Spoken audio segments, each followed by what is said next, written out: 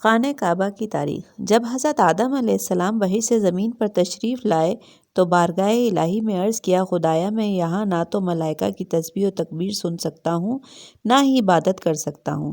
دیکھا جائے تو بیت المعمور دیکھا جا سکتا ہے جس کے ارد گرد ملائکہ طواف کرتے تھے۔ جواب الہی آیا، جاؤ ہم جہاں نشیں بتائیں وہیں کعبہ بنا دو، ارد گرد طواف کعبہ کر لو اور اس طرح نماز بھی ادا کرو۔ حضرت جبرائیل اور ان کی رہنمائی کے لیے چل پڑے اور انہیں وہاں لائے جہاں زمین بنی تھی خانہ کعبہ کے لیے۔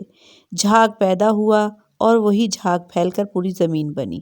حضرت جبرائیل علیہ السلام نے اپنا پر مار کر 7ویں آسمان تک بنیاد ڈالی جس کو ملائکہ طور سینا بنیاد پھر کر نشان کے لیے چاروں طرف دیواریں اٹھا دی گئیں۔ اس طرف حضرت آدم علیہ السلام نماز پڑھتے رہے اور اس طرف طواف بھی کرتے رہے۔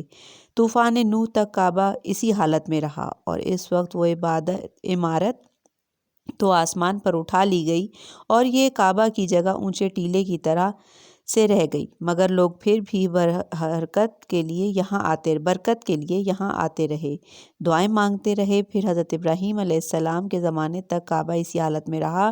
جب حضرت اسماعیل و ہاجرہ اس میدان میں آ کر ٹھہرے اور ان کی وجہ سے یہاں کچھ آبادی ہوئی، تب حضرت ہاجرہ کے انتقال کے بعد حضرت ابراہیم علیہ السلام کو حکم ہوا کہ اسماعیل کو ساتھ لے آؤ اور یہاں عمارت تعمیر کرو کعبہ کی۔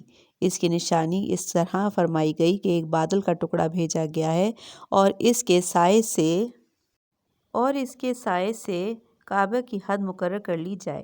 حضرت جبرائیل علیہ السلام نے اس کی سائے کے مقدار خط کھینچا اور حضرت ابراہیم علیہ السلام اس خط پر زمین تک کھودی گئی۔ بنیاد حضرت آدم علیہ السلام نمودار ہو گئی اور اس طرح بنیاد پر عمارت بنائی گئی۔ بلندی 9 ہاتھ اور رکن اسود سے رکن شامی تک دیوار 33 ہاتھ اور رکن شامی سے رکن غربی تک دیوار 22 ہاتھ تک اور رکن غربی سے رکن یمنی تک 31 ہاتھ، رکن یمنی سے پھر رکن اسود تک 20 ہاتھ، لہٰذا اس وقت یہ کعبہ مستطیل کی شکل میں تھا۔ حضرت ابراہیم علیہ السلام نے کعبہ تعمیر کیا۔